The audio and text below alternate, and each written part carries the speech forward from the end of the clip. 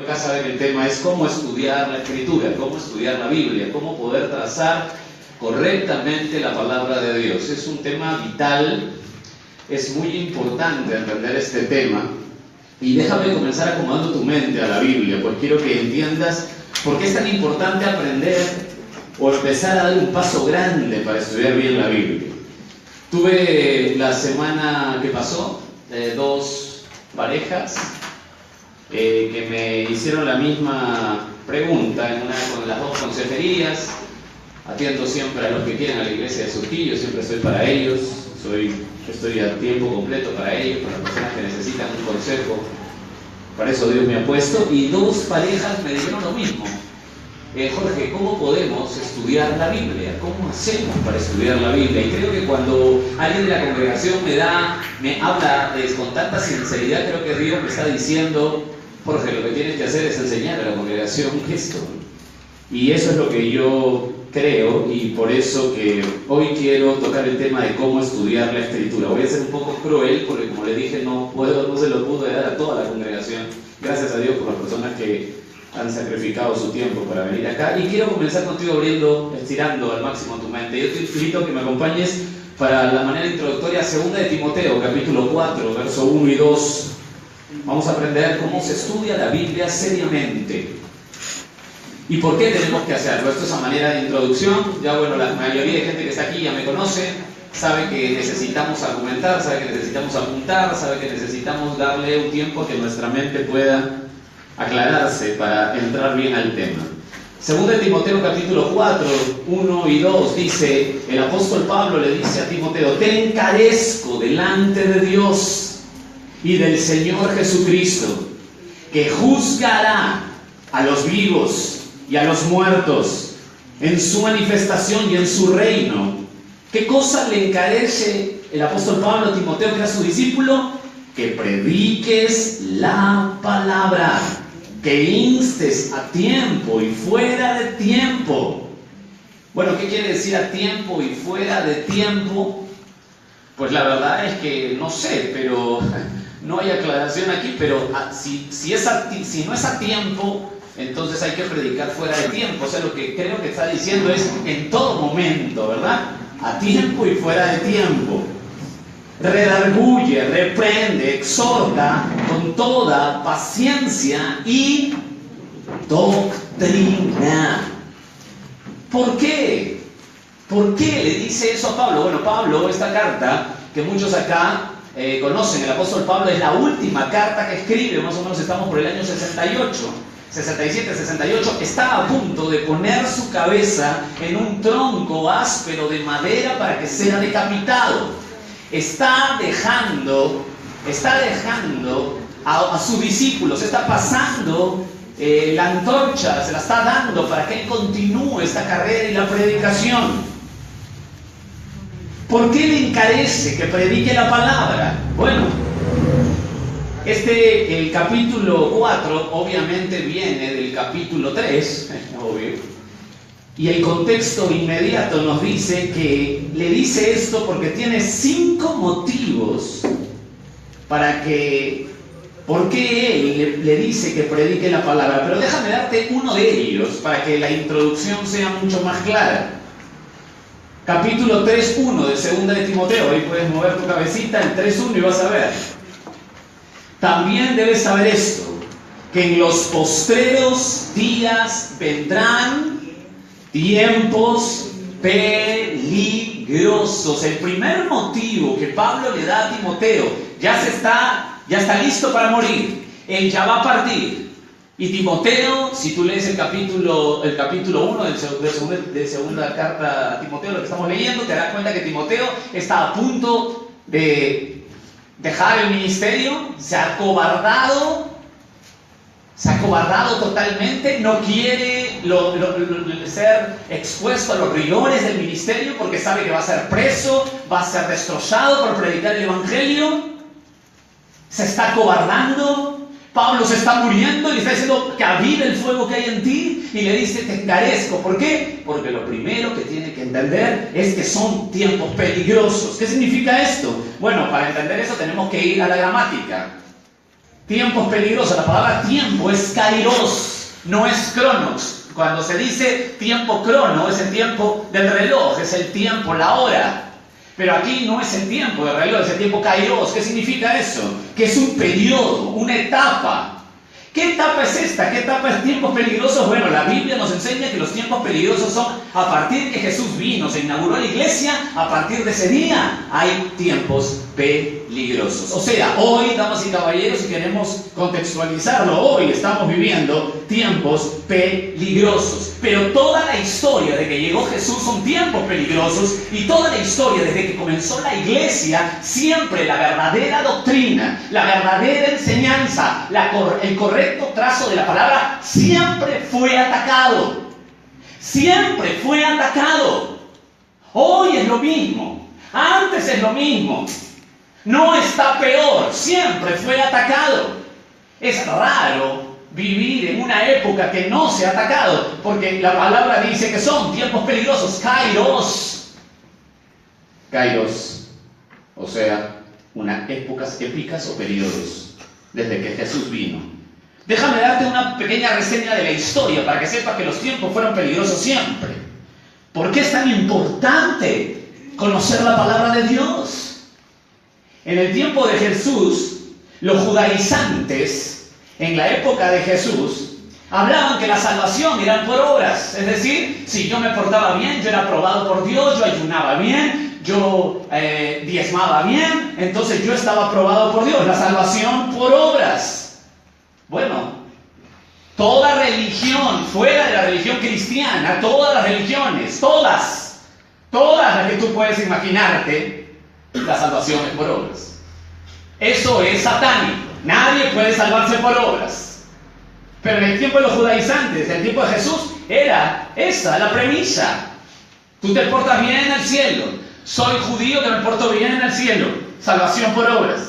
En los tiempos de los apóstoles había el gnosticismo. Hace poquitas, en la semana pasada explicamos Juan capítulo 1, los 4 primeros versículos, y empezamos explicando el gnosticismo. ¿Qué era el gnosticismo? La salvación por el conocimiento secreto. Es decir, Dios me revela algo secreto para yo ser salvado. El conocimiento, lo contrario de agnóstico. ¿Te acuerdas? Agnóstico era sin gnóstico, conocimiento. Sin conocimiento, como dicen muchos sabios de este mundo, dicen, no, yo soy agnóstico. Lo que están diciendo, yo soy ignorante. Ignoramus es la palabra agnóstico. En el latín dice Charles Spurgeon. Y entonces empezamos a entender que en la época de los apóstoles, los gnósticos empezaron a meter sus herejías a la iglesia, a combinar la Biblia con conocimiento secreto. Dios me reveló. Empecé a temblar, a tener experiencias, solo yo. Los que se paran en el púlpito hoy, si lo contextualizamos, mucha gente, muchas pseudo iglesias, los pastores que se ponen apóstoles, se ponen profetas, se ponen yo no sé qué va a haber. Todo eso es falso. No existen apóstoles, no hay profetas, ya acabaron, ya acabó ese tiempo. Si alguien se llama apóstol, huye de ese lugar. Conocimiento secreto, ellos son los ungidos, los demás no. A ellos Dios le da la revelación, a los demás no. Pura mentira. Con eso luchaban los apóstoles. Si sigues avanzando en la historia, en el año 325, cuando se legaliza el cristianismo, se empezó a mezclar la religión, y era la religión del Estado. Los católicos apostólicos romanos decían, no te apegues a Cristo, sino a la iglesia. No es Cristo la cabeza de la iglesia, es el Papa. John Hus sufrió eso en el año 1415. Él murió quemado vivo. ¿Por qué murió John Hus? Porque dijo que la cabeza de la iglesia es Cristo, no el Papa. ¿Qué le hicieron? Lo quemaron vivo. A partir del año 325 se legalizó el cristianismo y se hizo una religión del Estado. 1500, el protestantismo cambió el mundo totalmente porque regresaron a la Biblia, pero con el tiempo se convirtió en el racionalismo. La gente que había llegado por la Reforma, por todo el movimiento del protestantismo, tremendo movimiento que regresaron a la Biblia después de una etapa oscura, empezaron a inclinarse por el racionalismo. Si no lo entiendo, no lo pruebo. A partir de 1800, nunca antes la iglesia, por la historia, había sufrido de movimientos carismáticos. Nunca antes nadie hablaba balbuceando, diciendo que esa expresión, balbucear, es el don de lenguas que Dios da. Nadie había hecho eso por 1800 años. Pero de pronto a Dios se le ocurrió que después de 1800 años traer un movimiento carismático que lo único que ha hecho es confundir a la iglesia actual. Te tocan y te vas para atrás, tiemblas, balbuceas, va, y eso es espiritual. ¿Dónde está eso? Nadie lo entiende. En el moderno, en este tiempo moderno, el evangelio social se metió a la iglesia. Ya no prediquemos el pecado. Ahora nuestra prioridad es hacer bien, hacer una sociedad más moral.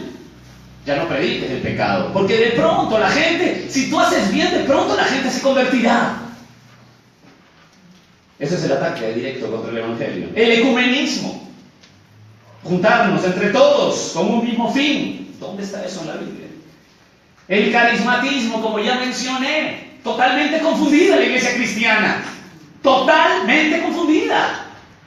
Temblar, expresiones, milagreros que llegan al estadio, ven por tu milagro, noches de gloria. ¿Qué es esto? Bueno, lo que es que la iglesia ha sido atacada desde siempre. Desde siempre. El autoestima, la mezcla del cristianismo con psicología cristiana, materialismo, ven a Jesús y Él te va a dar todo. Moralismo, una vida mejor. Ven a una iglesia para que la gente busque y escuchen lo que quieren oír. Esta es la propuesta del cristianismo moderno. Es decir, por toda la historia, damas y caballeros, hemos sido siempre los verdaderos cristianos atacados. Y por toda la historia Dios ha levantado gente para que con toda su vida y con toda su sangre y con todo su ser defienda la doctrina correcta. Siempre ha pasado eso por la historia. Entonces, ¿qué hace la gente? Se convierte en Aarones que hacen becerros de oro para agradar al pueblo, pero no para agradar a Dios. ¿Son tiempos peligrosos desde que vino Jesús? Bueno, es una reseña rápida. Yo sé que tú puedes agarrar esta enseñanza y profundizar y te vas a seguir sorprendiendo, pero es una reseña rápida y podemos decir, claro que sí.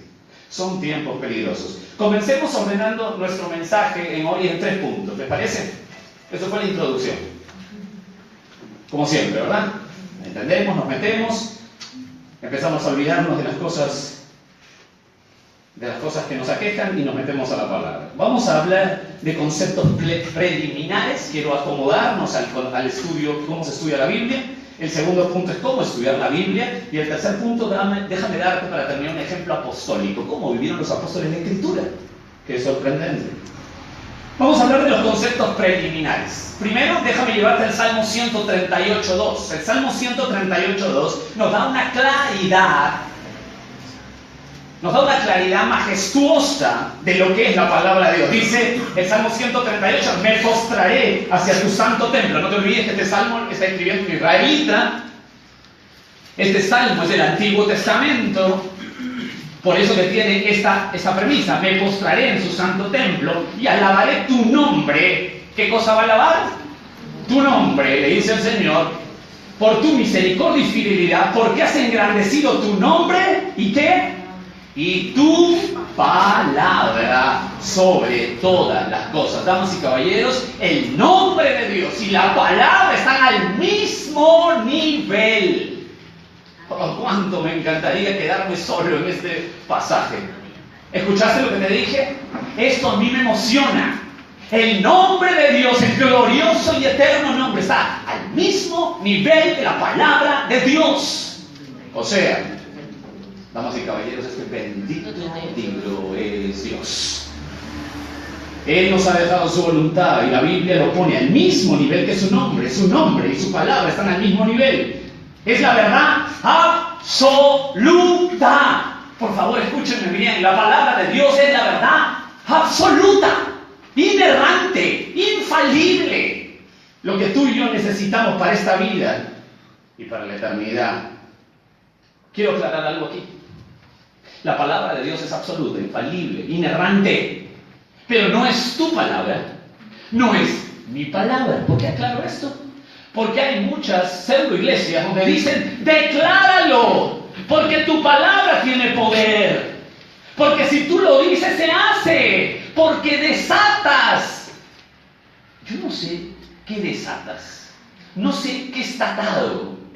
No entiendo eso, porque no existe eso. Damas y caballeros, lo voy a poner así en llano. Tu palabra ni la mía tiene nada de poder. Nada. O sea, te puedes pasar y poner morado declarando lo que quieras. Tu palabra no tiene poder. ¿Está claro, iglesia de Suquillo? Olvídense de esa gente que declara que si yo digo, os voy a orar tanto, que tanta fe para que se sale. Mis queridos, tu palabra no hace nada. Es la palabra de Dios la que tiene poder. Tu palabra no, mi palabra tampoco. Qué vacío es que un predicador se pare a hablar de sus experiencias o de su vida psicológica o emociones sin la base de la palabra. No tiene poder, no va a pasar nada. La gente saldrá llorando, diciendo, ay, qué lindo. Pero seguirá viviendo igual en sus mismos vicios, inmoralidades, dependencias, sin ningún cambio. Ya aclaré eso. Los 66 libros, por favor, hermanos, escúchenme bien que esto parece que la gente del cristiano actual se ha olvidado. Estos 66 libros que tienes en tu mano es la palabra de Dios inerrante. El nombre de Dios al mismo nivel que la palabra. El poder solo está en la palabra de Dios, no en mis emociones ni en mis experiencias. Mucha gente habla de las experiencias para decir que eso funciona y así es la palabra de Dios. No, la palabra de Dios no está con tus experiencias. Si tu experiencia te ha funcionado, no quiere decir que sea aprobado por Dios ni tampoco bíblico. Las experiencias están debajo de la palabra de Dios. Hace algún tiempo estuve conversando con una persona que me estaba llevando a un lado y me decía que está muy pegado a Dios. Y le pregunté por qué. Y dice, porque Dios lo sanó de la epilepsia. Yo le dije, qué precioso, qué bueno. ¿Y dónde se congrega? No, mi conviviente y yo no nos congregamos.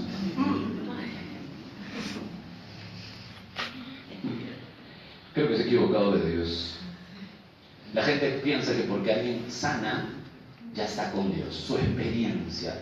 Y quizá hay mucha gente que viene a las iglesias diciendo, no, yo Dios a mi manera, ¿Para qué voy a llevar Biblia a estudiar? No, yo con tal de a Dios a mi manera. Nosotros tenemos una experiencia personal, o sea, toda la vida ha estado conmigo.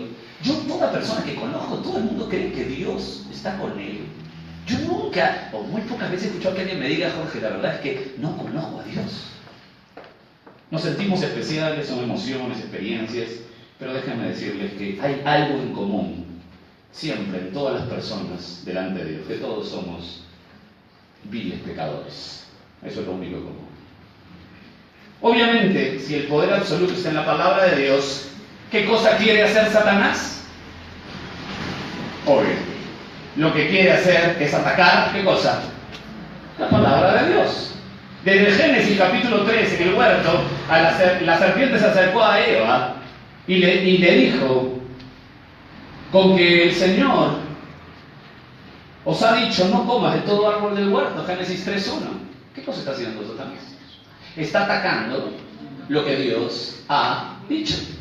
Hoy ocurre lo mismo. Satanás niega la verdad, confunde, añade, quita, minimiza. Dicho sea de paso, le recomiendo estudiar bien la Biblia, porque si tú añades, o quitas, o minimizas, según Apocalipsis, no nos va a ir bien.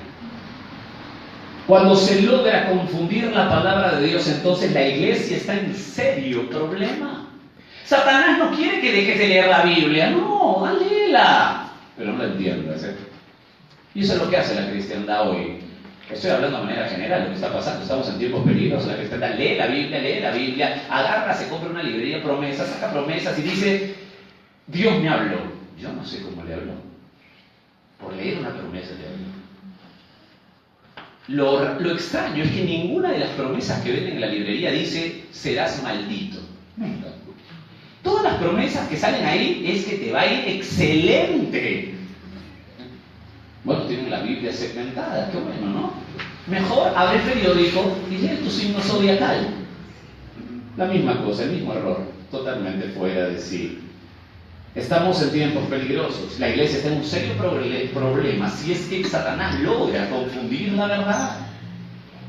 Dios habló por primera vez, damas y caballeros, y se hizo, ¿qué cosa se hizo? El Antiguo Testamento. Dios habló por segunda vez, ¿y qué cosa se hizo? El Nuevo Testamento. Damas y caballeros, listo. Punto final. Ya no hay más. ¿Escucharon lo que les dije? Dios habló por primera vez, Antiguo Testamento. Dios habló por segunda vez, Nuevo Testamento. ¿Hay más? No. Damas y caballeros, quiero enseñarles que la revelación bíblica es progresiva, no evoluciona, es progresiva. Si Dios hoy sigue revelando a gente por todos lados más palabra de Dios, hermanos queridos, esto es un caos, nos vamos a volver locos, porque la revelación bíblica es progresiva. ¿Quién sabía más de Biblia, tú o Moisés? Usted. Usted. Porque usted tiene toda la revelación. Moisés no. La revelación es progresiva. Y si Dios sigue revelando a gente especial en alguna iglesia especial, a apóstoles, a profetas especiales, estamos en un problema como iglesia, porque falta entonces el, no sé cómo se llama, Antiguo Testamento, Nuevo Testamento y no sé, pero algún testamento nos falta entonces. La revelación es progresiva, damas y caballeros. Dios ya no revela más. O sea que si sueñas algo, ten mucho cuidado. No tiene nada que ver con Dios. Dios ya reveló. Eso tienen que tenerlo claro, porque hoy hay un caos. Dios me reveló, Dios me dijo. A mí cuando me dicen Dios me habló, yo quiero entender lo que me quieren decir. No hay forma de que Dios te hable si no es por su palabra, que ya está plasmada. ¿Cuál es mi labor? Si yo sé que Dios habló y hizo el Antiguo Testamento y Dios habló, hizo el Nuevo Testamento, ¿cuál es mi labor lógica? Aprender el Antiguo Testamento y el Nuevo Testamento. Qué difícil, ¿eh? Entendiendo esto, ¿cuál debe ser nuestra responsabilidad? La que les dije, saber el Antiguo, saber el Nuevo. Escúchame bien, tú puedes leer la Biblia, pero sin el significado no vas a encontrar, no vas a tener poder de Dios. Hay casas de inconversos que la Biblia está abierta grandota al centro de la casa. Y la persona sigue en inmoralidad, sigue en borracheras, habla lisuras, pero cada vez que pasa por la Biblia la toca y se persina o hace un movimiento extraño. Es que Diosito, Diosito, Diosito, y va por ahí a emborracharse o a hablar lisuras o hacer toda clase de inmundicias en su vida. El problema que tenemos es que estamos en tiempos peligrosos y mucha gente no se está dando cuenta. Y hoy está proliferando pseudopastores donde están hablando de mucha esperanza, mucho salto, mucha emoción, pero poco trazo bíblico. La gente se está yendo al infierno pensando que son salvos. A mí me preocupa, espero que a ti también. Déjame mostrarte lo que te acabo de decir. La palabra de Dios, si no entiendes el significado, hay un problema. Anda conmigo, por favor, te lo ruego. Han traído Biblia, ¿verdad? Claro, pero el tema es cómo estudiar la Biblia. Sería el colmo que no traigan la Biblia. Lucas capítulo 4. En Lucas capítulo 4, el Señor entra. Se ve la tentación del Señor y que Jesús principia su ministerio. Y Jesús va a Nazaret. Y él entra a la sinagoga. ¿Te acuerdas de esa escena? Seguramente, si no la has leído, la has visto en una película. Él entra a escena, así principia su ministerio. Entra a la sinagoga le dan el rollo para que él lea, y ¿sabes en qué rollo abre? ¿Qué Biblia abre? ¿Qué escritura abre? Abre Isaías, capítulo 61. Y se para en medio de la gente y dice esto a partir del verso 18. Dice: el Espíritu del Señor está sobre mí, por cuanto me ha ungido para dar buenas nuevas a los pobres. Me ha enviado a sanar a los quebrantados de corazón, a pregonar libertad a los cautivos, vista a los ciegos, poner en libertad a los oprimidos. Verso 19, a predicar el año agradable del Señor. Jesús entra a la sinagoga y recita Isaías. Y hasta el verso 19 la gente estaba absolutamente expectante, boquiabierto. Oye, pero yo conozco a este hombre. Yo conozco a este hombre. Este no es el hijo de José. Este no es este joven, este hombre no es el jovencito que antes de irse que jugaba con mis hijos. Este hombre yo lo conozco. Y escucha lo que dice el verso 20. Y enrollando el libro, lo dio al ministro y se sentó Jesús. Sentar es la posición que tenían los maestros para enseñar. Terminaban de leer y se sentaban para que tú entiendas el significado de lo que han leído. Se sentó y los ojos de toda la sinagoga estaban fijos en él. Verso 21, y comenzó a decirles: hoy se ha cumplido esta escritura delante de vosotros. ¿Escucharon lo que les dije? ¿Escucharon lo que Jesús les dijo a toda la gente? Delante de ustedes se ha cumplido la escritura. La gente, si hubiera entendido, si hubiera que tú eres el que vienes a libertad a los cautivos, a darle vista a los ciegos. Escucha lo que dice la gente. Verso 22. Y todos daban, ¿qué cosa?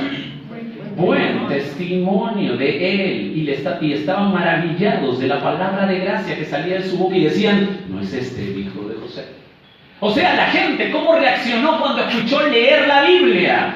La gente dijo: oye, qué bien lee, oye, qué bien lee. ¡Qué lindo pasaje! ¡Qué lindo pasaje! ¡Qué hermoso, Jesucito! ¡Qué lindo!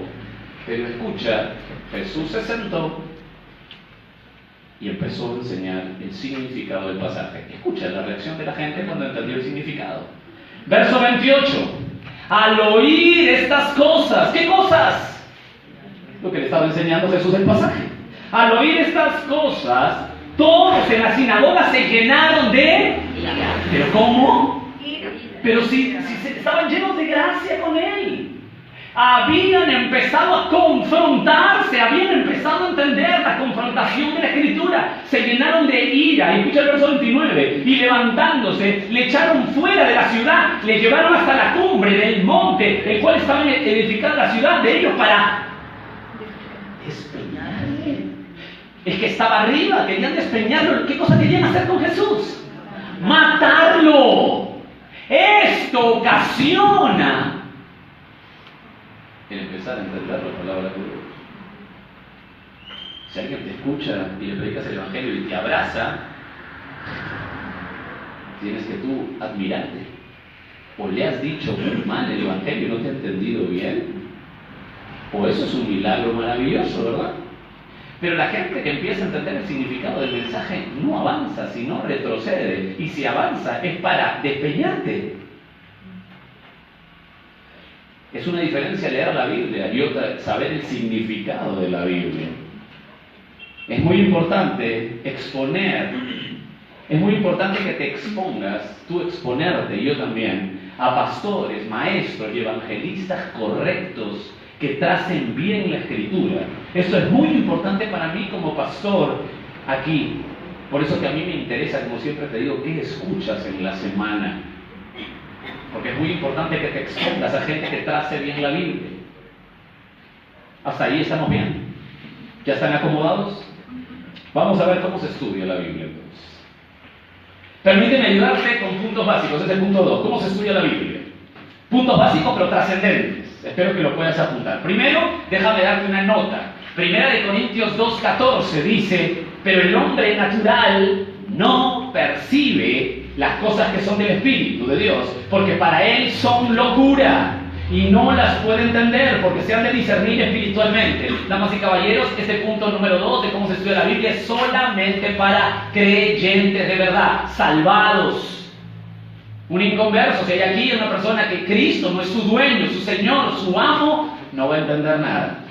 ¿Cómo se estudia la Biblia? Primero se tiene que entender, es tener esta nota, es para salvos, para gente que tiene el Espíritu Santo, para gente que realmente se ha negado, ha nacido de nuevo.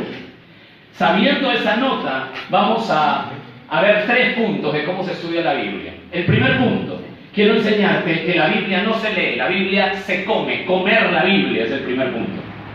Comer la Biblia. ¿A qué te refieres? Porque yo agarre las hojas y me las coma. A ver, vamos a preguntarle eso a Ezequiel. Ezequiel capítulo 3, verso del 1 al 4. El profeta Ezequiel en el Antiguo Testamento, Dios le quiere enseñar a comer la Biblia. Ezequiel 3, del 1 al 4, me dijo, hijo de hombre. ¿Está bien en Ezequiel? ¿Estoy yendo muy rápido? Ezequiel capítulo 3, verso del 1. Vamos a comenzar. Comer la Biblia es el primer punto. ¿Cómo se estudia la Biblia? Bueno, primero tengo que comer la Biblia. Me dijo, hijo de hombre, come lo que hayas, come este rollo, y ve y habla a la casa de Israel. Y abrí mi boca, dice el profeta Ezequiel, y me hizo comer aquel rollo, y me dijo, hijo de hombre, alimenta tu vientre, llena tus entrañas de este rollo que yo te doy. El profeta dice, y lo comí, y fue a mi boca dulce como miel. Y luego me dijo, hijo de hombre, ve y entra a la casa de Israel y habla a ellos con mis palabras. En esta porción es una referencia en el Antiguo Testamento que también Dios la da en esa misma referencia de comer. Jesús se la da en Apocalipsis a Juan. En capítulo 10 de Apocalipsis, cuando lo puedas ver, si quieres poner eso al margen para que lo puedas comparar, en el capítulo 10 de Apocalipsis, Jesús también le dice a Juan que coma la palabra de Dios, coma de este rollo. ¿Por qué es tan importante entender esto? Comer, comer, comer. Porque, hermanos queridos, la Biblia no se toma, no tomas el pasaje, no tomas el libro para leerlo. Tú tienes que aprender a comerlo. ¿Qué significa esto? Vamos a ponerlo en llano. Comer no es leer meramente, es metabolizar lo que lees. ¿Sabes cómo se produce cuando uno come? Cuando uno come una comida física, come un pan, come una carne, tú sabes, te han enseñado eso del bolo alimenticio, que hay un proceso de metabolización. Es decir, tú no comes, se hace una bola y ¡pap! Cae el estómago. Así no es, ¿verdad? Lo saben, ¿verdad? Todos los nutrientes, vitaminas, se van cada uno a su lado. La sangre pasa por tal. Todo eso es el proceso de metabolización. Eso es lo que tiene que hacer con la Biblia. La Biblia tiene que entrar, leer para metabolizar. O sea, hay que pasar tiempo meditando y entendiendo lo que estamos leyendo. Hacer la primera visión. Yo agarro mi Biblia y quiero sentarme y tengo que estar absolutamente concentrado, no solamente para leer, sino para comer, metabolizar, meterme. A veces queremos agarrar la Biblia y decir, Dios me habló, y le damos 10 minutos al día. O la gente piensa que Dios lo está guiando, que están haciendo la voluntad de Dios con 10 minutos al día, con un tiempito. A veces la gente llega y me dice, Jorge, me quiero ir de viaje. Estoy buscando a Dios. Damas y caballeros, Dios no se ha perdido. La voluntad de Dios no se ha perdido. ¿Qué tú crees que Dios es así, alguien así como medio cruel, que dice, búscame a ver si me encuentras, esto es para algunos nomás? No, mis queridos, así nadie puede vivir la voluntad de Dios. Buscar un pasaje para viajar, buscar un pasaje para casarte. Felizmente que no encontré, porque si no, nunca hubiera encontrado a Rosa, porque en ningún pasaje me cásate con Rosa. No, así no es la voluntad de Dios. Dios no está escondiendo su voluntad para que esos eruditos y grandes solamente le encuentren. No es así. Él quiere que tú te metas y comas. ¿Quieres conocer a Dios? Tienes que sacrificarte. La palabra de Dios tiene un sacrificio, tiene un costo. El costo es de venir a comer la Biblia. ¿Tú quieres leerla 10 minutos? ¿Quieres tu pasaje? ¿Quieres tu pasaje estrella? Pues te equivocaste, así no es el estudio bíblico.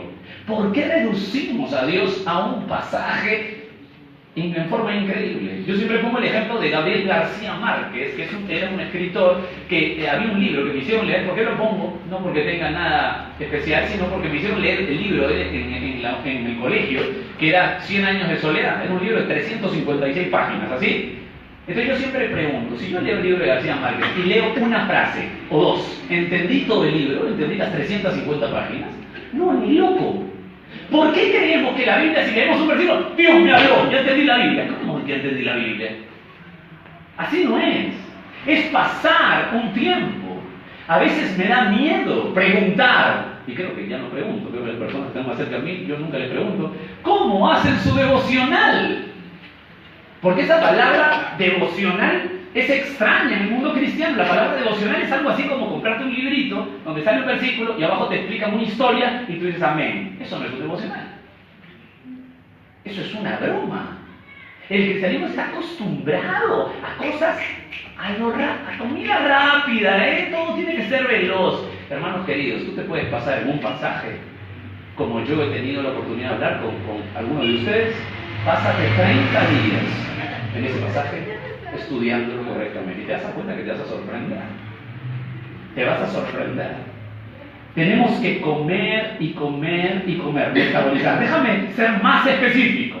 Al referirme de comer en el Antiguo Testamento, porque quiero marcar el Antiguo con el Nuevo, porque se estudia de manera distinta. ¿Por qué? Te voy a contar. El Antiguo Testamento es vital que tú tengas una disciplina de leerlo por lo menos 2 o 3 veces al año. Todo el Antiguo Testamento seguido. ¿Me escuchaste bien? Han puesto cara de flojera. Pero es una disciplina. ¿Por qué todo el Antiguo Testamento? Porque el Antiguo Testamento son libros históricos.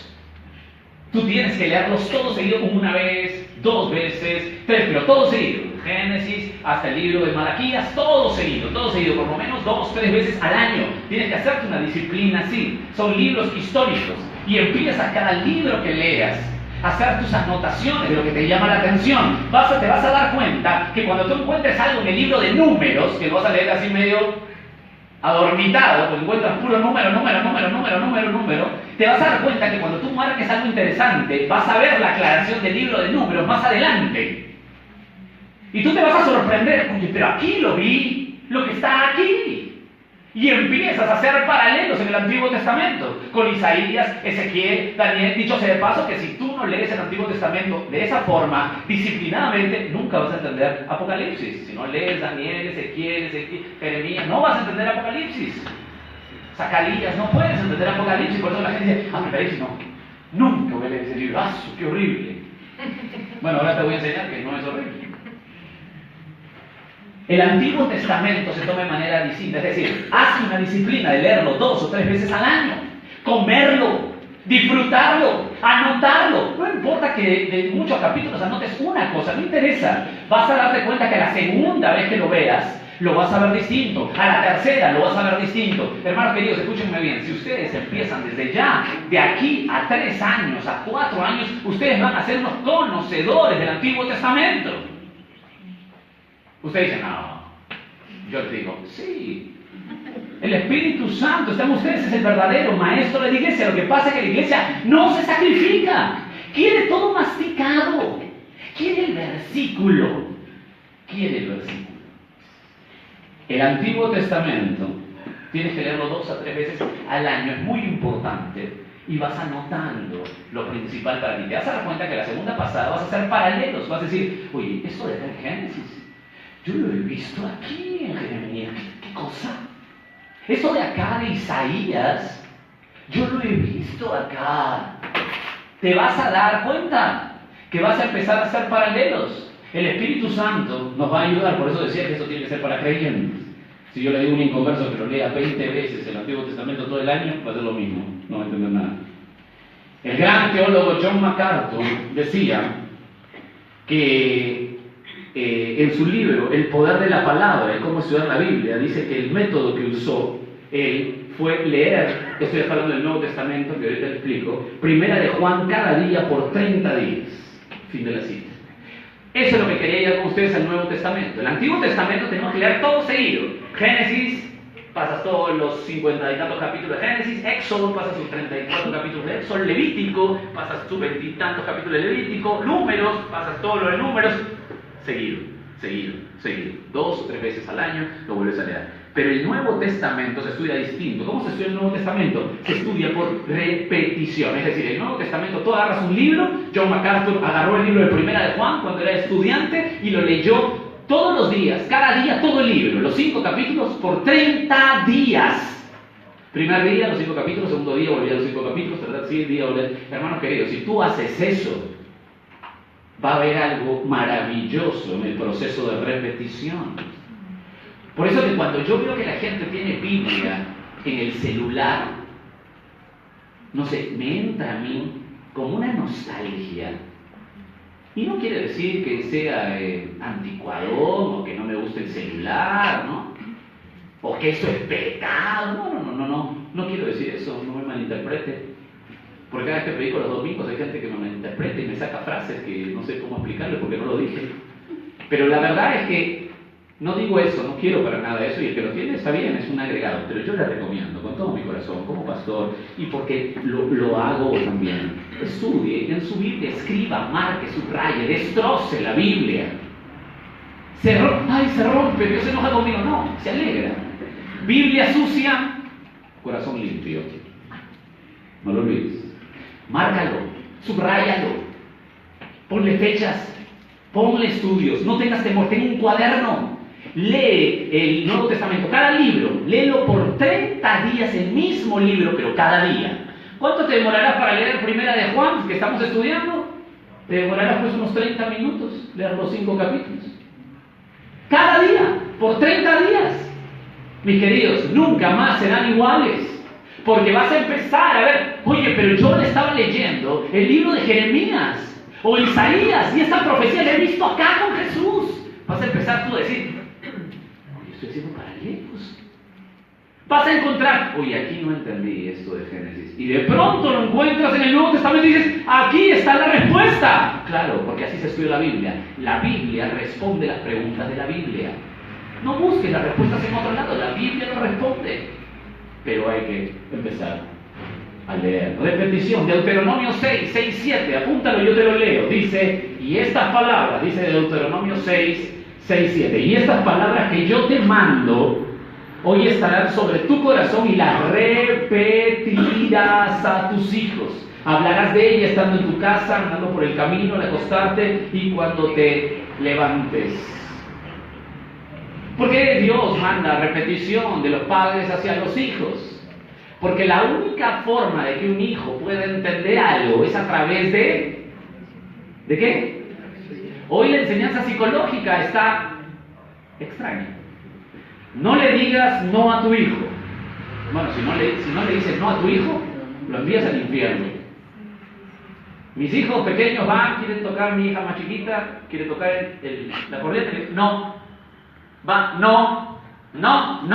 Quizá en la semana se lo digo unas 300.000 veces. Pasa un año que le dije no. Y ella va y te mira. No.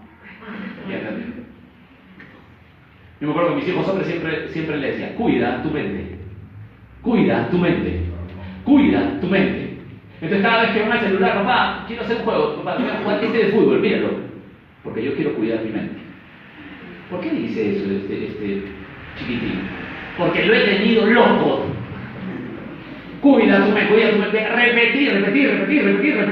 Esa es la forma de entender. Nosotros, ¿cómo tenemos que aprender el Nuevo Testamento? Repetir. El Antiguo Testamento, repetir. Pero ¿cómo? El Antiguo Testamento, todo, porque son libros históricos. El Nuevo Testamento tiene libros doctrinales. Ahí hay que pasar más tiempo en el mismo libro. Da 30 días cada libro, pero todos los días léelo.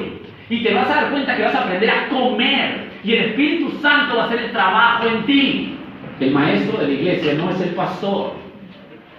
El maestro de la iglesia no es el pastor. ¿Sabían ustedes eso? ¿Sabían eso? El maestro de la iglesia no es el pastor. El maestro de la iglesia es el Espíritu Santo. Él nos lleva a toda verdad. Si tú lees su palabra, comes su palabra, Él te va a llevar a toda verdad. También es muy importante, creo que he sido claro con el Antiguo y el Nuevo Testamento, ¿no? Está claro, ¿verdad? Si no está claro, me lo preguntan a la salida. Cualquier cosa de verdad, tienen que consultarme. Si algo no entienden o algo cuando se argumenta aquí, escúchenme bien, por favor. Esto es muy importante porque hoy los pastores se protegen mucho diciendo, no, lo que el pastor dice así es. No, conmigo no es así. Cuando ustedes no entiendan alguna argumentación, por favor, consúltenmela. Y cuando alguien se acerque y quiera rebatir esa argumentación, encantado. Pero rebátamela con argumentos. No me digan, no me gusta porque siento que no me cae a mí. No, así no. Yo no rebato así. Yo quiero argumentos. Pastor, este argumento, yo tengo uno más sólido. Tome, pastor. Y si es más sólido, yo le voy a decir, hermano, gracias, yo no soy Dios. Pero esto es lo mejor que he estudiado. ¿Está claro? Háganlo con toda confianza. Igual lo que alguna duda, siempre apúntenlo y me preguntan. No tengo ningún problema. Yo no soy Dios, yo no soy el dueño de la iglesia, yo no soy el maestro de la iglesia. El maestro de la iglesia es el Espíritu Santo. Bueno, ahora en el cristianismo moderno ya no se sabe, ¿no? Pero esa es la verdad. Es muy importante siempre tomar notas. Por eso les decía que tengan Biblia para tomar notas. Es decir, agarren un lapicero y ráyenlo. O cómprense un cuaderno y rayen los dos. Marquen el cuaderno, táchenlo. No, esto no significaba, me equivoqué, ponlo ahí. ¿Sabes qué? ¿Sabes lo que va a pasar? Va a ser algo increíble. Cuando a ti te hablen y te digan, porque de tal manera amó Dios al mundo. Claro, todo el mundo sabe, ¿no? Juan 3:16, el versículo más famoso. Pero cuando te reciten un versículo que está en Apocalipsis y tú lo has repetido 30 días, lo que vas a decir es, no me acuerdo de este pasaje, pero sé que está en la columna derecha de arriba de mi Biblia. Tu mente va a ir a donde esté el lugar del pasaje. Entonces vas a ese lugar que está acá en la derecha, por esta columna, por esta columna, acá, lo encontré. Tu mente se va a enfocar en eso, porque lo has repetido tanto, porque tanto lo has visto, que ahí se te va a quedar. Por eso que yo sí no estoy a favor del estudio con celular, con Biblia en celular. A mí, a muchos jóvenes me dicen, no, pero yo marco. Bueno, puede ser que lo marque, pero si tú lo apuntas, es el mejor método, creo yo, para poder entenderlo y memorizarlo bien. Pruébenlo. Si les da flojera marcar, le va a dar más flojera estudiar. Si lees el Nuevo Testamento libro por libro, como lo hemos explicado, responderás muchas preguntas que la Biblia te plantea. ¿Por qué? Porque la Biblia se responde, como dijimos, por sí misma. Esto hago, la pregunta que a veces me hacen, ¿esto hago también con Apocalipsis? Bueno, ya, Primera de Juan lo leo. Mateo lo leo. Pero también hago esto con Apocalipsis, no me voy a asustar. Claro, también haces lo mismo con Apocalipsis. Escucha lo que dice el libro de Apocalipsis sobre el libro de Apocalipsis. El libro de Apocalipsis sobre el libro de Apocalipsis. Escucha lo que dice. Apocalipsis 1:3. Bienaventurado el que lee. ¿Cómo? ¿Que no me alarmé yo? No. Bienaventurado el que lee. Y los que oyen las palabras de esta profecía y guardan las cosas que en ella está escrita, porque el tiempo está cerca. Apocalipsis 1:3. Es el único libro del Nuevo Testamento que promete que vas a ser feliz si lees este libro. Y la gente dice, no, Apocalipsis no puedo. Y yo le digo, pero si es el único libro que te va a hacer feliz. Ha prometido. Oye, Jorge, pero me va a hacer feliz toda esa matanza, todo ese horror. No, lo que pasa es que la Biblia no se estudia por partecitas, se estudia todo. Y te va a hacer feliz cuando llegues al final y te des cuenta del final de la historia. Ese es el libro de Apocalipsis. Es la historia final. ¿Y por qué te va a hacer feliz? Porque sabes que los creyentes van a estar con Jesús por toda la eternidad, en un gozo que ni siquiera te puedes imaginar. Hay gente que está tan fuera de la realidad bíblica y espiritual que quieren más esta vida. No, pero mi esposito, mi hijita, mis queridos. Dios nos ha separado hogar en los cielos. Que no podemos ni siquiera aproximarnos en lo físico, pleno, de llenura total. Bienaventurado el que lee Apocalipsis. Jorge, también lo hago con Apocalipsis 30 días, eso sí, también. Léelo. Oye, pero no entiendo esto de los cuernos, me tiene loco de los cuernos. No te preocupes, pasa los cuernos. Léelo, pásalo, sigue. Ay, la de la copa. Pasa la copa, rápido. Es muy importante recordar que mientras tu hambre por la palabra sea insaciable y puedas leer el Antiguo Testamento, como ya lo indicamos, y el Nuevo Testamento, todo lo tendrás mucho, pero mucho más claro para tu acercamiento bíblico. Hermanos queridos, déjenme decirle, como hacía Jesús, cuando él quería señalar algo fuerte, hacía negativo. Bueno, déjenme decirles que si ustedes no hacen eso y no se sacrifican por conocer el Antiguo Testamento y el Nuevo Testamento, la verdad es que mi más sentido pésame. Vivirán una vida cristiana totalmente mística. La verdad absoluta solo está en la palabra. Dios te va a hablar solo con la palabra. No te va a revelar nada, no te va a poner un cartelito, no te va a poner un avisito, no te va a poner... Dios no te va a revelar así. Dios ya puso su palabra. Ah, no, pero yo he tenido una experiencia. Bueno, está bien, qué lindo tu experiencia, felicitaciones, pero Dios no habla así. No, pero a mí me salió. Hoy tenemos una ocurrencia de que si nos sale bien es de Dios. ¿Tú crees eso? Que si funciona es de Dios. Hermanos queridos, hay muchas cosas que hacemos nosotros en una iglesia que no es de Dios y funciona. No necesariamente lo que funciona es de Dios. Yo te aseguro que si predicas el Evangelio en tu trabajo, te van a querer votar. ¿Pero cómo? ¿Pero Diosito no me cuida? Claro, te cuida. Porque la bendición espiritual ya te la dio. Predicar el Evangelio es la mejor bendición que tienes, eres salvo. Y si la gente te quiere votar, ¿sabes lo que quiere decir? Que te voy a ver en el cielo. Es un símbolo claro que somos creyentes, es que el mundo no le gusta la proclamación, es claro. Por eso que Jesús dice, bienaventurados los que son perseguidos. ¿Cómo? ¿Qué masoquista? No, es que es un símbolo de que eres salvo, pues. Obvio. ¿Cómo estudiar la Biblia? Ya vimos comer la Biblia. Comer la Biblia. Antiguo Testamento, Nuevo Testamento, una metodología, no te olvides las notas. O sea que el próximo domingo, si usted viene a la iglesia, yo le animo que venga con su Biblia. Y con su libro de notas, su lapicero, cómprese. Si usted es dama, que son más ordenadas, creo yo, normalmente, tengan lapiceros de colores, pongan estrellas, pongan lo que quieran. Destrocen su Biblia. Y si usted es caballero y es tosco como yo, pues agarre la Biblia y la va a tener rota, sucia. Mi esposa, por ejemplo, me ha hecho comprar Biblia nueva cada cierto tiempo porque me dice, Jorge, no puedes predicar con tu Biblia. Van a decir que este es un pastor cochino. Los que me conocen más de cerca conocen mi Biblia que tengo de estudio y todas están... ¿Por qué? ¿Por qué? ¿Porque soy cochino? No, porque quiero estudiarla. La agarro, la vuelvo, entonces quiero estudiarla.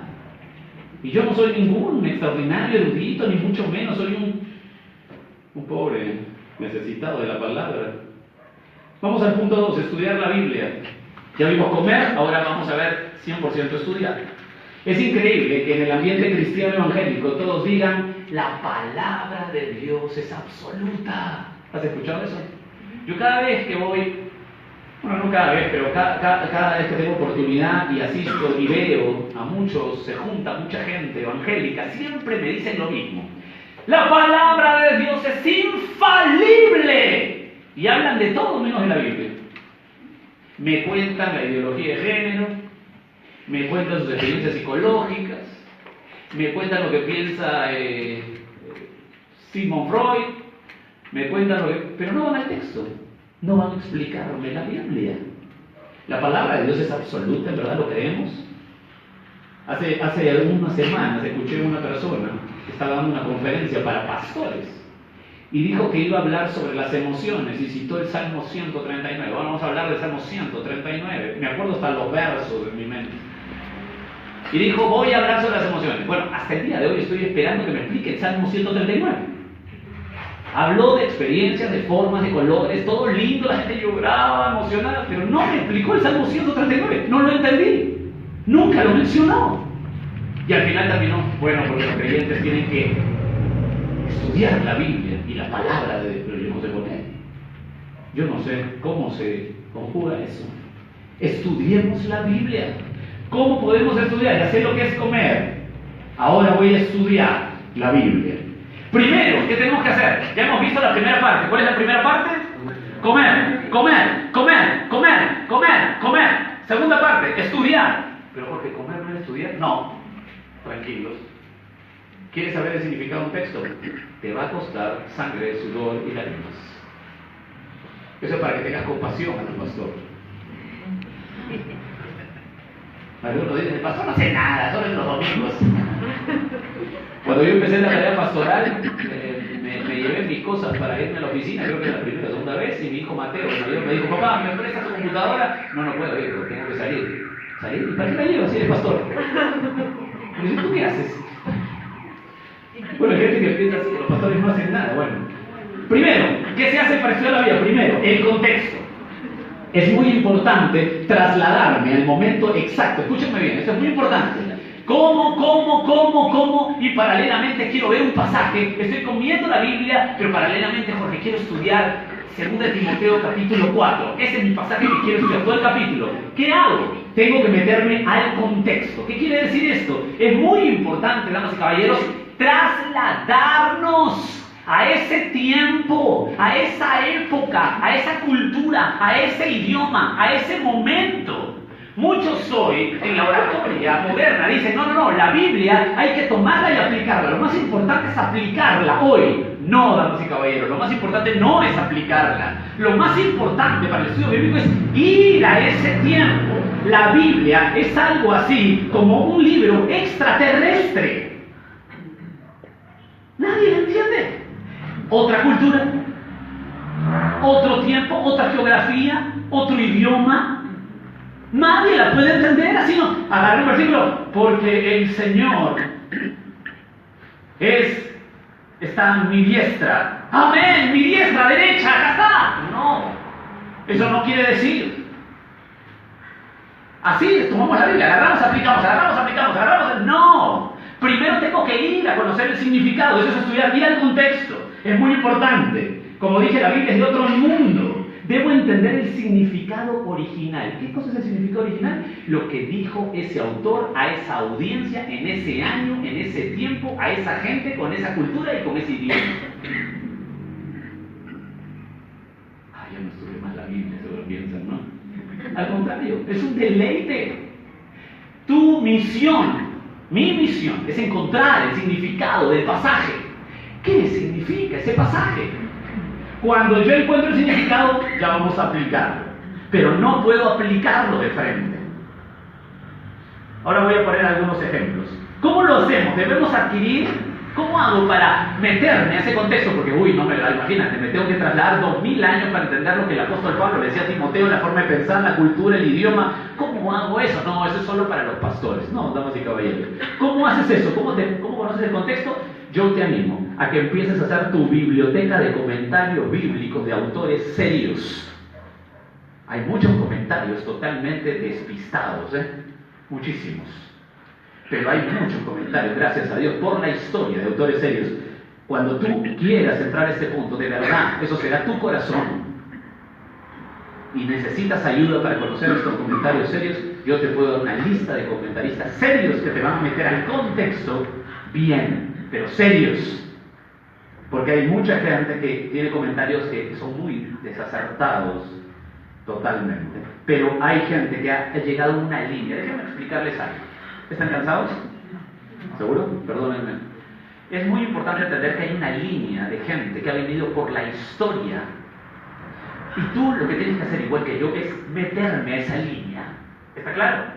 El apóstol Pablo le enseñó a Timoteo, le dijo, Timoteo, no innoves. No te creas innovador en el pastorado. No tienes que hacer estructuras modernas. No tienes que hacer nada nuevo. Solamente sé fiel. Los pastores no tenemos por qué innovar, agarrar el hilo de la cultura, meternos en la... Ya tengo la solución para que la gente venga a la iglesia. No, esa no es mi tarea. Mi tarea es ser fiel. ¿Cómo soy fiel? Aprendiendo la Biblia, predicando la Biblia. Nosotros nos tenemos que meter a esa línea de gente que por la historia ha predicado la Biblia. Desde tiempos muy remotos, desde siempre la Biblia ha sido atacada, de los padres de la iglesia hasta el día de hoy. Y gracias a Dios, Dios ha conservado autores, teólogos, gente de doctrina muy serios, y ¿sabes lo que tienes que hacer? Estar en la fila, tú te metes a la fila, nada más. No tienes que descubrir la pólvora, no tienes que nada. Tienes que meterte a esa línea correcta del cristianismo por la historia. Eso están en comentarios muy buenos de mucha gente, y el que alguno que quiere alguna lista, solamente me la pide y se la doy. No hay problema. Así nos metemos al contexto. El contexto es muy importante. Es decir, ¿qué está pasando en ese momento? ¿Qué pasó antes? ¿Qué pasó después? ¿Cuál es el contexto inmediato? ¿De qué habla el libro para saber mi pasaje? Hay mucho de qué hablar, pero no puedo por tiempo. Es muy importante su forma literaria. Apunta eso, contexto y forma literaria. Si es parábola, hay que saber lo que es una parábola. Si es proverbio, si es narrativa, si es normativa. Déjame darte algunos ejemplos rápidos. ¿Te acuerdas de Hechos 16:31? ¿Alguien se acuerda de Hechos 16:31? Cree en el Señor Jesucristo y serás salvo tú. Entonces la gente dice, amén, amén, Dios me dio la promesa. Bueno, tengo que matar las expectativas de la gente. ¿Eso no es una promesa?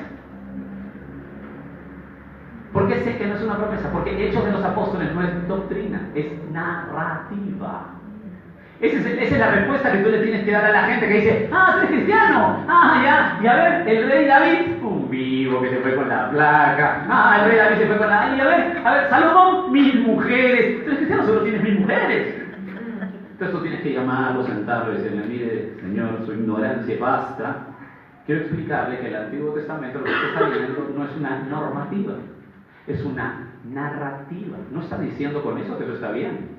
¿Cuándo hubo una normativa para el matrimonio? En Génesis 2:24. Los dos eran uno. Dios siempre dio una normativa, pero lo que está narrando es una narrativa, justamente es una narrativa. Toda narrativa no quiere decir que esté bien o mal, es una narrativa. Por eso que en Hechos de los Apóstoles, cuando Pablo le dice, cree en el Señor Jesucristo, el carcelero, y serás salvo tú y tu casa, Pablo tiene que ir a la casa a predicarle. No le está diciendo, si tú crees, de todas maneras, porque tú crees, todos los demás van a creer. No, eso no le está diciendo. Es una narrativa, le está diciendo, tú vas a ser la luz, pero yo tengo que ir a tu casa a predicar. Entonces no es una promesa. Proverbios 22:6, ¿se acuerdan? Instruye al niño en su camino y aunque fuere viejo no se apartará. Hay padres que vienen a la oficina y me dicen, yo fallé como padre, porque la Biblia dice, me prometió que si yo instruyo a mi hijo en su camino, él no se apartará, y mi hijo se apartó. Y yo le digo, tranquilo, proverbios son proverbios, no son promesas. Y me abre los ojos así como diciendo, que hereje este pastor, si Dios ha dicho. No, mis queridos amigos, los proverbios son sabiduría general, mas no son promesas. Tú puedes instruir a tu hijo toda tu vida y cuando tu hijo tiene que se va al mundo. Tu responsabilidad es instruirlo, pero eso no te garantiza que él conozca al Señor y que camine de la mano con Dios. O sea que, tranquilo, el proverbio no es una promesa. El proverbio te da una responsabilidad general, una sabiduría general. Hay un proverbio que dice, los flojos o los negligentes irán a pobreza, los prudentes o diligentes irán a riqueza. Yo conozco un montón de negligentes que es millonario, que se equivocó el proverbio. ¿Se equivocó Dios? No, es que eso no es una promesa, es un proverbio. Y hay que entenderlo, la narrativa es muy importante. ¿Quieres otro ejemplo? Escucha 2 Pedro 2:20. Ciertamente, si habiéndose ellos escapado de la contaminación del mundo, está hablando Pedro, por el conocimiento del Señor y Salvador Jesucristo, enredándose otra vez en ella, son vencidos, su postrer estado viene a ser peor que el primero. La gente cuando lee esta parte de 2 Pedro 2:20 me dice, ¿ves? La salvación se pierde. ¿Has escuchado eso? ¿Que la salvación se pierde? Bueno, tengo que desanimar a la gente porque no han visto el contexto correcto, ni la forma literaria. Cuando Pedro dice, ciertamente, habiéndose ellos, la palabra ellos se repite en el verso 13, o sea, en versos anteriores, y se refiere a los falsos maestros, o sea, no creyentes. Decir con este verso que la salvación se pierde, como muchos lo utilizan, está mal puesto en el contexto. ¿Te das cuenta qué peligroso? ¿Has escuchado cómo dice Filipenses 4:13? Todo lo puedo en Cristo que me fortalece y 3.000 perdonan. Bueno, sí y no. Sí, cuando entro al contexto. ¿Y de qué está hablando Filipenses 4:13? De dinero. He aprendido a vivir en escasez como en abundancia.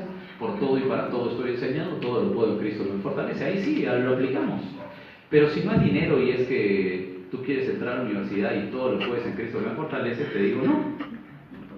O si quieres salir y levantar un carro con una mano, te voy a decir, no todo lo puede hacer Cristo. Esos son arengas, sin ver el contexto. No importa el contexto, la cosa es que Diosito me dijo, hay que tener mucho cuidado, hay que ver el contexto, hay que ver la forma literaria de las cosas. El famoso Mateo 6:33, ¿se acuerdan de Mateo 6:33? Buscad primeramente el reino de Dios y su justicia, y todas estas cosas serán añadidas. Y uno dice, sí, si yo me meto a la justicia de Dios, todo me añadirá el Señor, voy a ser mejor padre, mejor hijo, mejor trabajador, mejor todo. Amén, amén, amén, amén, amén, amén, no. ¿Qué significa esto? ¿Qué verso es este? Bueno, hay que encontrar qué son todas estas cosas. Y cuando tú vas al contexto inmediato, si tú lees el verso 31 y 32, encontrarás que estas cosas son vestido, comida, bebida. Esas son las cosas. Entonces, yo no puedo ser fiel a la palabra diciéndote todo se va a ser añadido. Yo no puedo decirte eso. Te voy a decir, ¿tú eres creyente? Sí, escúchame bien. Si tú eres creyente, Dios nunca te va a dejar sin comida, sin bebida, sin abrigo. Es su promesa para ti. Yo puedo estar tranquilo con mis 4 hijos. Mi esposa se dedica a su casa 100%. Y yo soy un pastor y encima trato de ser honesto. O sea, los pastores honestos estamos en misiones todos los días.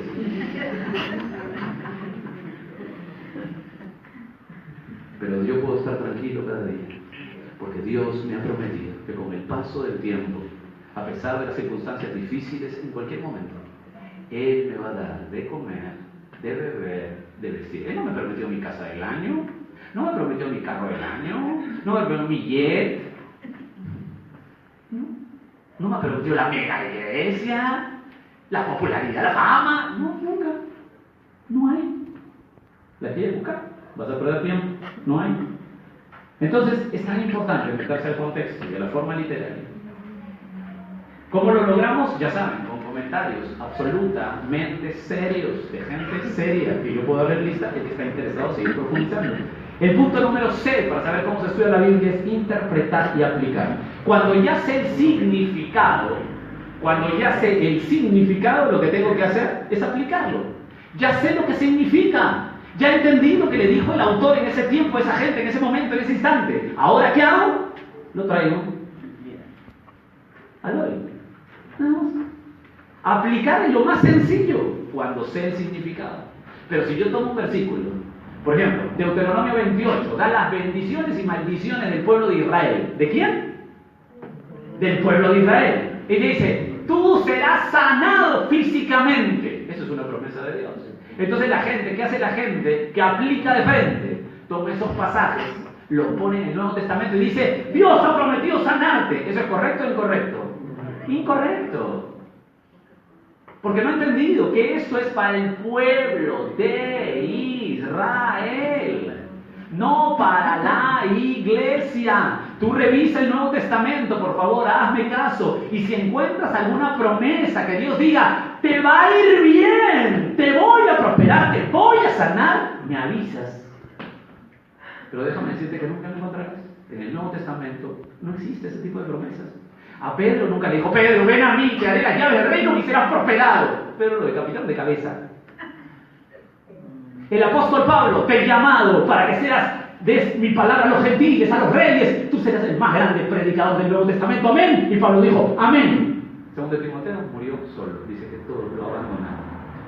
El más grande creyente del Nuevo Testamento murió solo, abandonado. Solo la casa de Nicéforo estuvo con él. Todos los demás lo dejaron abandonado. Así murió, decapitado, abandonado.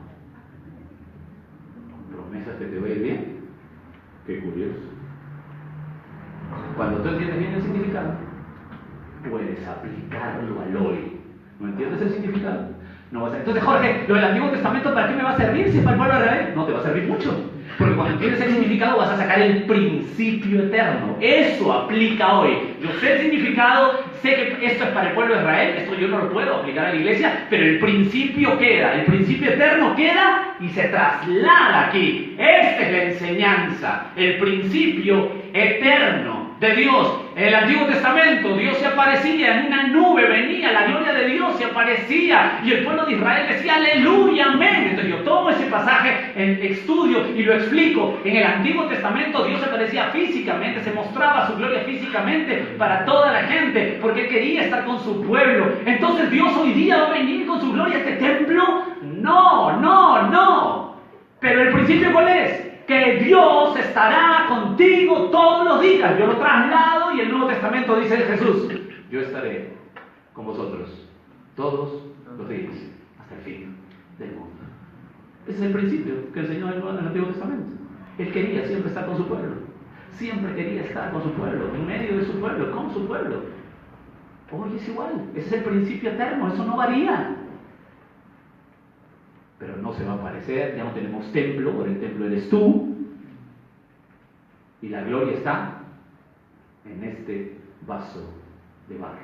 2 Corintios 4, 7. Ostraquinos. ¿Se acuerdan de esa palabra? Los que no se acuerdan, qué bueno. Para que no se desanimen. Pero sí, bueno, vamos a terminar con el ejemplo apostólico.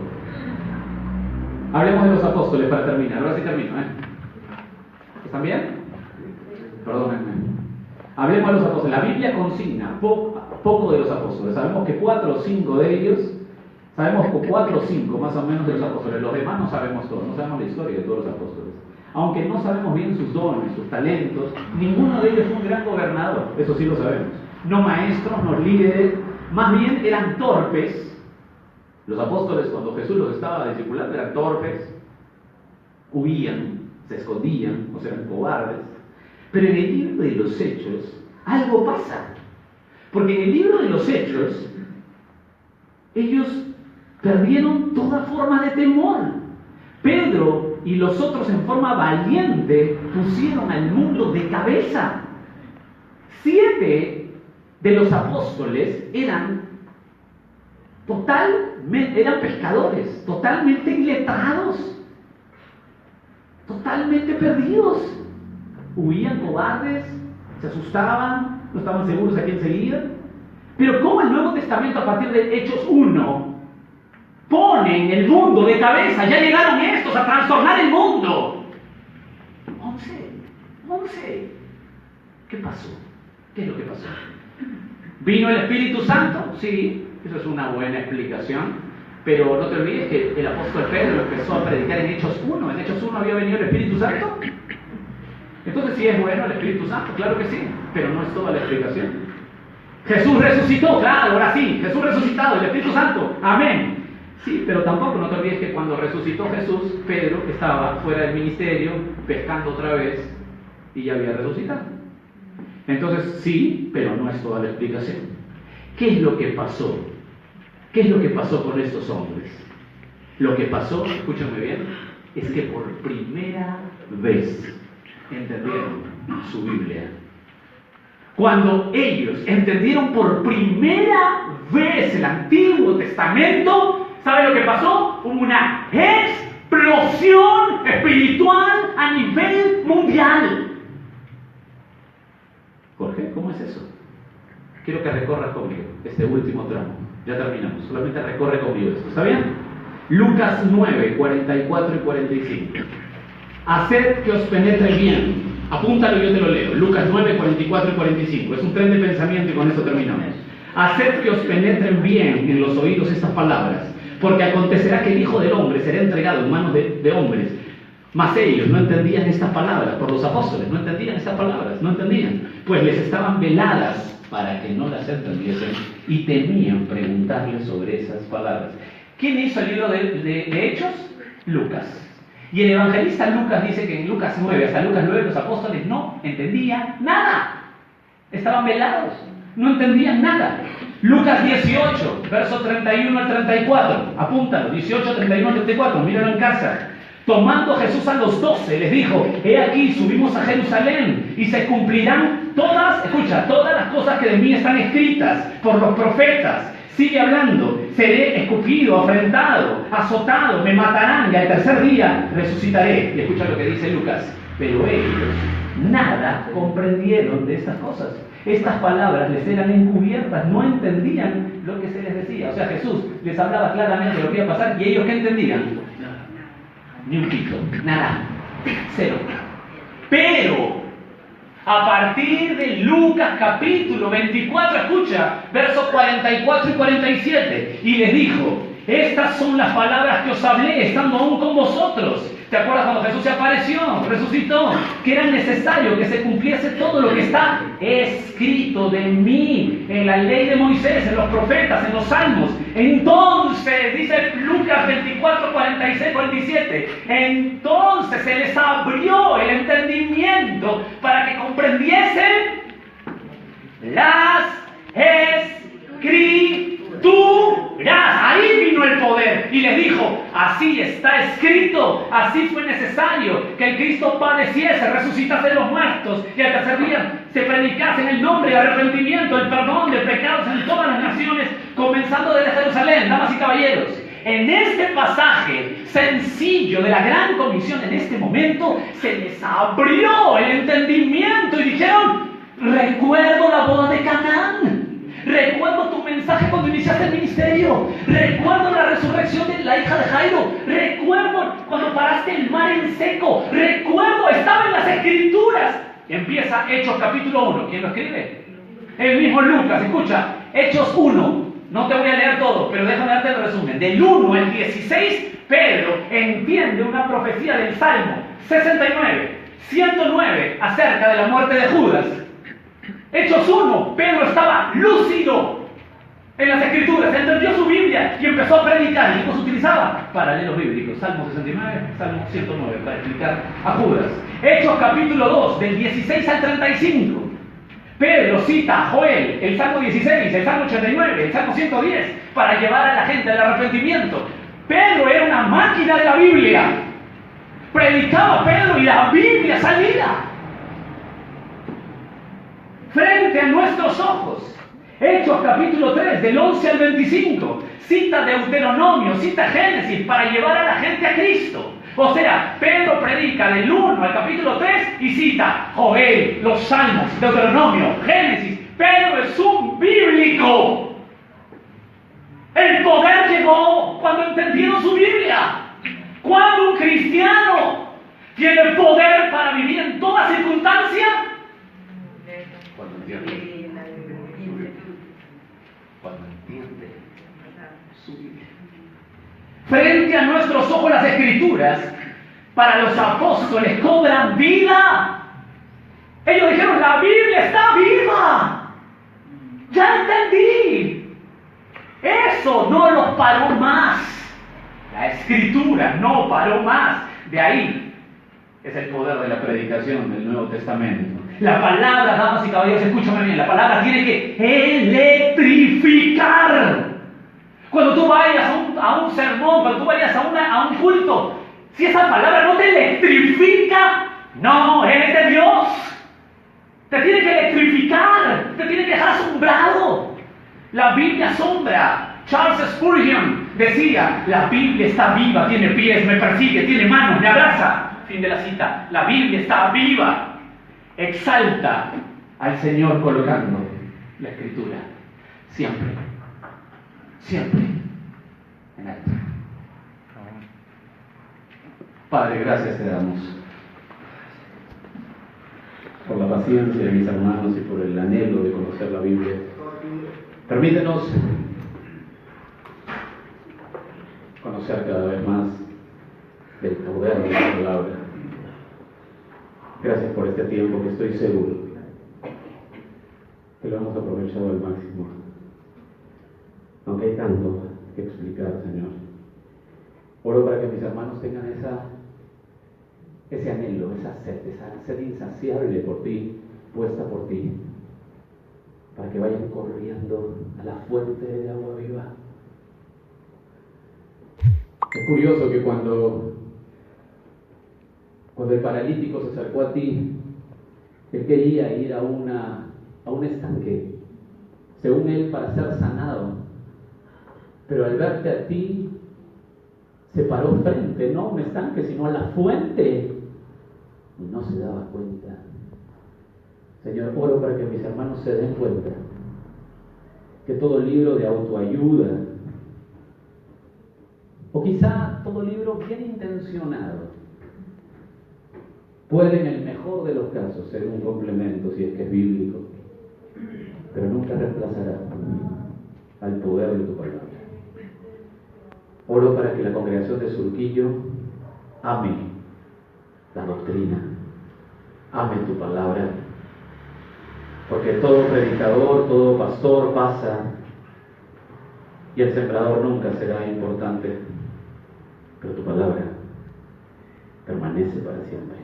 Anhelo que cada familia aquí representada, cada joven aquí, cada madre, padre, abuelo, abuela, vean la palabra, el poder para formar a los suyos, que no anexen nada más, que confíen en tu palabra, porque han entendido que en el ejemplo apostólico lo que hizo la dinamita y la diferencia no fue las buenas intenciones de 12 hombres incapacitados, no fue las arengas, no fue la motivación, fue el poder sólido, solvente de tu palabra. Señor, gracias por este tiempo, te adoramos. Oh Señor, si alguien está pasando algún tipo de circunstancias difíciles, te ruego que hoy mismo ellos te digan gracias, porque tu mano de favor está con ellos, si son tuyos, que ninguna parte, ninguna molécula, ni un milímetro de ellos está fuera de tu voluntad.